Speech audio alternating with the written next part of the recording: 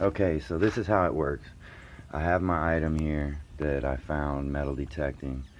I believe it's an old double-sided fireman's axe, or it's something related to either fireman or lumber business, but it's old.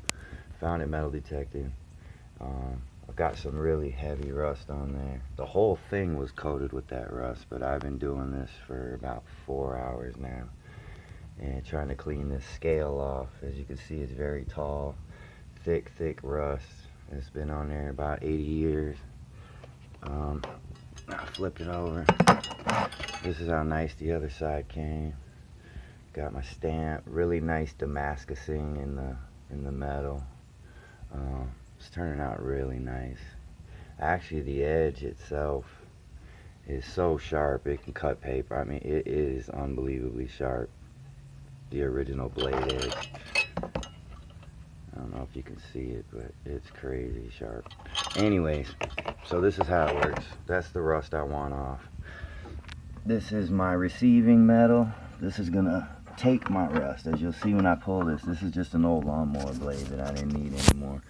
And I took a spring and threw another piece of bracket on there just to give me some metal. But that rust there, that used to be on here. So it's like a magnet. It's now starting to put that giant thick rust onto my receiving metal, which has to be iron. You can't use aluminum, you can't use stainless. You gotta use good iron.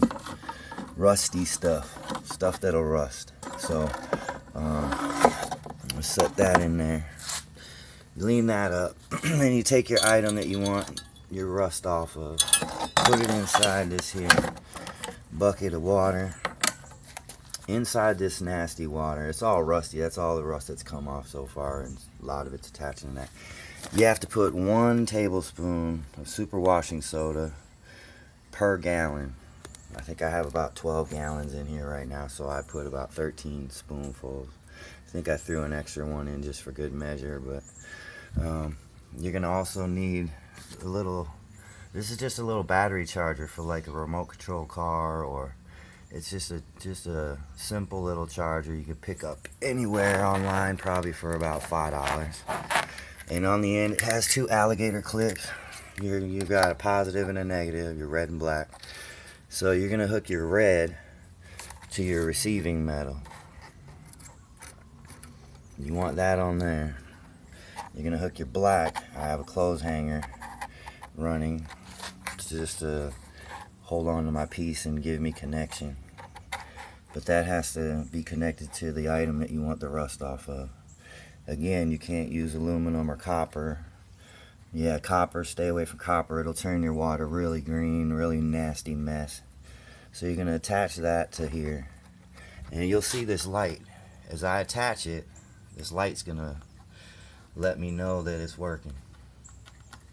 Now that dimmed down like that, that means it's charging, it's working. And in a second here, I'm gonna show you, you'll see the bubbles coming up. I'm gonna have to go to a different angle, but you'll see the bubbles starting to come up. I'm gonna give it a second here. You need to do this outside too. It's poisonous gas that's going to be emitted from this thing. As the chemicals do their job, it's a very explosive gas actually. So don't do this indoors.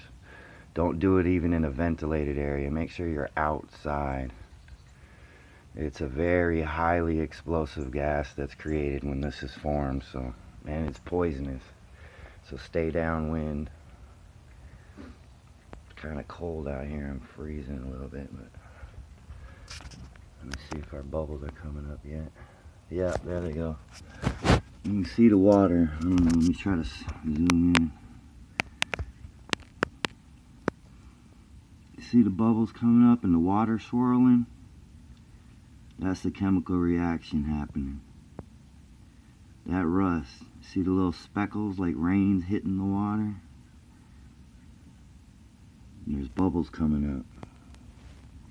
That means that your rust is coming off.